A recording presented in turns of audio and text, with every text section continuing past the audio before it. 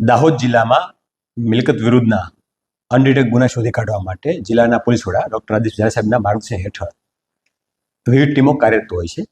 આ અંતર્ગત બી ડિવિઝનના PI Jadeja, PSI Shri Bhagora અને એમની ટીમ દ્વારા પેટ્રોલિંગ દરમિયાન 3 શંકાસ્પદ ઇસમોને બાઇક પર પસારતા જોયા હતા. એ અન્વયે તેમને ઊભા રાખી એમને ઝડપી કરતા એમની પાસેથી 2 કારતૂસ જીવતા મળી આવ્યા હતા. જે અન્વયે તેમના વિરુદ્ધમાં આર્મ્સ એક્ટ હેઠળનો ગુનો દાખલ થયો હતો. આ ગુનેગારની પ્રથમ દ્રષ્ટિએ પૂછતાછ કરતા તેઓનું વાણી વર્તન હતું એ બિલકુલ અલગ પ્રકારનું અને શંકા ઉપજાવતું જણાય એવું હતું. જે અન્વયે વિગતવાર પૂછતાછ કરતા એમણે અલગ અલગ દાહોદ શહેરની અંદર 4 જગ્યાએ ઘરફોડ કર્યો હોવાની કબૂલાત કરી હતી. જેના આધારે 4 જેટલા અનડિટેક ગુનાઓ ડિટેક્ટ થયા છે. અને આ 4 અનડિટેક ગુનાઓમાંથી 70,000 રોકડ મુદ્દામાલ અને 400 ગ્રામ ઉપર ચાંદી મળે એવું છે, જેની રિકવરી કરવામાં આવી છે.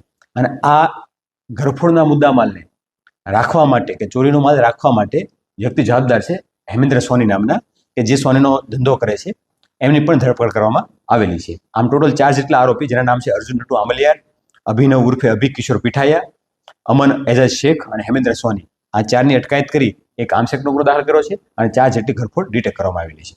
સર, આ આરોપીની એમો શું હતી ને આગળ કોઈ ગુનાઓમાં સંડોવાયેલા? આ આરોપીની એમો એ પ્રકારની હતી કે વિસ્તારમાં રેકી કરી અને ખાસ કરીને જે બંધ મકાનો છે એમને ટાર્ગેટ કરી રાત્રિના સમયે નકુચા તોડી અંદર પ્રવેશ કરતા હતા અને જે બી કંઈ મુદ્દાઓ મળે એ લઈ લેવાનું એમની એમો ધરાવે છે. અને હેમેન્દ્ર સોની છે એમનો ઇતિહાસ પણ અગાઉનો હોય એવું પ્રાથમિક તપાસમાં જણાયું છે, જે બાબતે ઊંડાણપૂર્વક તપાસ હાલમાં ચાલુ છે. 4 લોકો સિવાય અન્ય કોઈ લોકો સંડોવાયેલા છે? અને હાલમાં 4 લોકો અટક થયા છે અને એમનો રોલ જણાય છે. તેમ છતાં એમની અગાઉ કોઈ હિસ્ટ્રી હોય કે અન્ય લોકો સંડોવાયેલા હોય કે ગેંગનો પાર્ટ હોય કે કોઈ મદદગારી કરી હોય, એ તમામ બાબત તપાસ ચાલુમાં છે. એમાં જે બી નીકળશે એની સામે કાયદેસર કાર્ય કરવામાં આવશે.